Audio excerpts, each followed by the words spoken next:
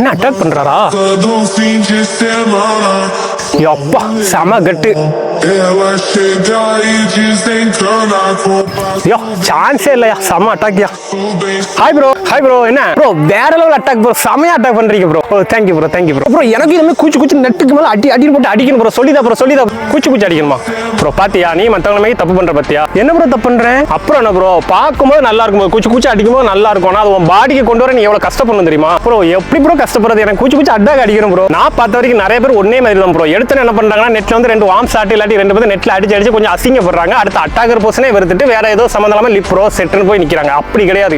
நீ பேசிக்கோ, உன் பாடியை ஃபர்ஸ்ட் ரெடி பண்ணு. ஆமா ப்ரோ, நீ சொல்ற உண்மைதான். நானும் அந்த மாதிரி தான் பண்றேன். சரி பண்ண ஒழுங்கா கத்துக்கிறேன். இன்னொரு மோசமான விஷயம் என்னன்னு தெரியுமா? அவன் கட்டையா இருந்தா நினைச்சுங்க, அவன் லிப்ரோ மட்டும் தான் ஆடணும். கொஞ்சம் தடியா இருந்து கொஞ்சம் ஸ்பீடா இருந்தாலும் அவன் செட்ரு மட்டும் தான் போடணும். அதே ஒல்லியா இருந்து கொஞ்சம் ஹைட்டா இருந்தாலும் அவன் அட்டாக் மட்டும் பண்ணலாம். இப்படி டீம் செலக்ட் பண்றாங்க. ஆமா ப்ரோ, அது உண்மைதான். ஆனா எப்படி ப்ரோ அதை மாத்துறது? அப்படிலாம் ஒண்ணும் கிடையாது. ஜப்பான் டீம்லாம் பாரு, 3 போட்டிலாம் இருக்கான், கூச்சு அடிக்கிறான். அவன் என்ன பண்றான்? ஸ்கில் இம்ப்ரூவ்மெண்ட் பண்றான், டெய்லி ஒர்க் அவுட் பண்றான். நீ என்ன பண்ற? ஆமா ப்ரோ, நீ சொல்ற 100% உண்மைதான். என்ன கேட்டா நீ கூட சூப்பர் அட்டாக்கர் ஆகலாம் ப்ரோ. அப்படி நீ சொல்லும்போது உடம்புல புல் அரிக்குது ப்ரோ. அதுக்கு நான் பேசிக்க இன்னைக்கு என்ன நீ ஃபாலோ பண்ணணும்னு சிம்பிளா நான் சொல்லி தரேன். கரெக்டா ஃபாலோ பண்ணி நெக்ஸ்ட் அட்டாக்கர் ஆகும். ஓகே ப்ரோ, நீ கண்டிப்பா சொல்லி தர ப்ரோ. நான் கரெக்டா ப்ராப்பரா ஒர்க் அவுட் பண்ணிட்டு மட்டும் நெக்ஸ்ட் அட்டாக்கர் ஆக நான் ட்ரை பண்றேன். நீ பெஸ்ட் அட்டாக்கர் ஆகணும்னா ஃபர்ஸ்ட் இந்த 5 விஷயத்தை உன் பாடியில கொண்டு வா. அதாவது ஃபர்ஸ்ட் உன் பாடி ஸ்டைல், 2வது டேக் அப் ஸ்டைல், 3வது ஜம்ப், 4வது மேல போய் ஸ்ட்ரோக் அடிப்போம் தெரியுமா அது, 5வது நம்ம தான் பிளேஸ் கவர் பண்ணி ஸ்ட்ரோக்கை திருப்புறது. இந்த 5 நீ கத்துக்கிட்டா நீ பெஸ்ட் அட்டாக்கர் ஆகலாம். இன்னைக்கு வீடியோல டேக் அப் ஸ்டைல் மட்டும் பார்த்துலாம். வா சொல்லி தரேன். ஒவ்வொரு அட்டாக்கர் என்ன சொல்லுவான்னு பாத்தீங்கன்னா, டேக் அப் ஸ்டைல் வைக்கும்போது லெக் மூவ்மெண்ட் வந்து 3 ஸ்டெப் போய் இல்லாட்டி 4 ஸ்டெப் போய் இல்லாட்டி 5 ஸ்டெப் போயின்னு சொல்லுவாங்க. நான் அப்படி கிடையாது.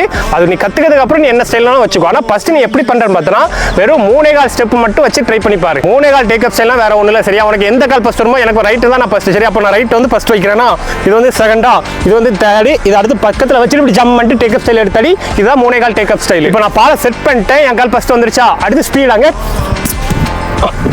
இவ்வளவுதான் take up style.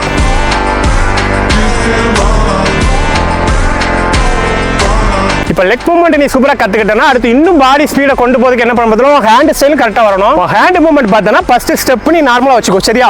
Second step வைக்கும்போது கை இங்க வந்துடணும், தேர்ட் ஸ்டெப் வைக்கும்போது இங்க வந்துடணும், ஃபோர்த் வைக்கிற கேப்ல இடப்பட்ட கேப்ல 2 மேல போயிட்டு இந்த ஸ்டைல கொண்டு வந்துடும். இவ்வளவுதான் ஹேண்ட் மூவ்மெண்ட். நான் 1 டைம் ஸ்பீடா பண்றேன், பாத்துக்கோ.